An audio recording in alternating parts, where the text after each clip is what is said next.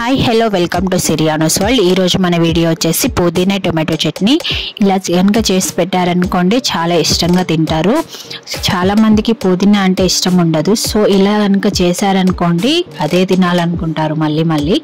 So ఇప్పుడు ఎలా చేసుకోవాలో ప్రాసెస్లోకి వెళ్ళిపోదాం. ముందుగా స్టవ్ వెలిగించుకొని ప్యాన్ పెట్టుకొని అందులో 1/2 కప్పు నువ్వులను వేసి వేయించుకోవాలి.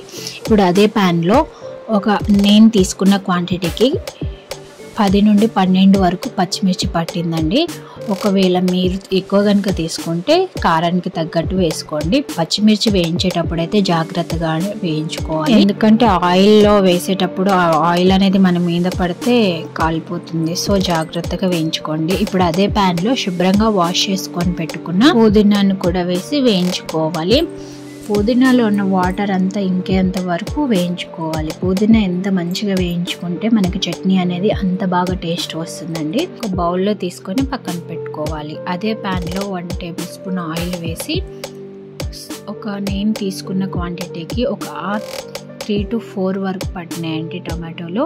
3 నుంచి 4 వరకు వేసుకొని అది దాంట్లోనే ఒక నిమ్మకాయ సైజ్ అంత చింతపండును వేసి వేయించుకొని పక్కన పెట్టుకొని పూర్తిగా చల్లారనివ్వాలి. ఆ తర్వాత నేను పల్లీలను వేయించుకోవడం ముందు మర్చిపోయాను. సో ఇప్పుడు వేయించుకుంటున్నాను. పల్లీలను కూడా ఒక 2 టేబుల్ స్పూన్ వరకు వేసుకొని వేయించుకోండి. ఇవనేవి పూర్తిగా చల్లారాక ఒక మిక్సీ జార్ తీసుకొని అందులోనే పల్లీలను నువ్వులను వేసి ముందుగా మిక్సీ పట్టుకోవాలి బరకగా.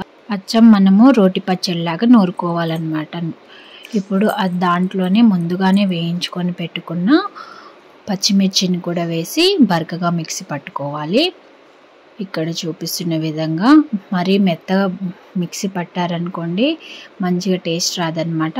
అచ్చం రోటి పచ్చడిలాగా ఉంటుంది ఇలా బరకగా నూరుకుంటే. ఇందులోనే ముందుగానే వేయించుకున్న టొమాటో ముక్కలు, చింతపండు, పుదీనా, టేస్ట్కి సరిపడినంత సాల్ట్, ఒక 10-15 వెల్లుల్లిలు, 1/2 టేబుల్ స్పూన్ జీరా వేసి బరకగా మిక్సీ పట్టుకోవాలి. ఇప్పుడు అదే ప్యాన్లో 2 టేబుల్ స్పూన్ ఆయిల్ వేసుకొని పోపు గింజలు 1 టేబుల్ స్పూన్, 2 ఎండుమిర్చి, కరివేపాకు 2 రెబ్బలు, కచ్చపచ్చగా దంచిన వెల్లుల్లి వేసి పోపు వేసుకోవాలి. ఇలా కనుక చేశారనుకోండి టొమాటో పుదీనా చట్నీ ఒక వారంతో పాటు మనం ఫ్రిడ్జ్లో స్టోర్ చేసుకొని తినేసే. మరి ఆలస్యమైంది, చూస్తుంటేనే నోరూరుతుంది కదా. మరి మీరు ట్రై చేసి ఎలా వచ్చిందో కామెంట్ సెక్షన్లో కామెంట్ చేయండి. Thank you for watching.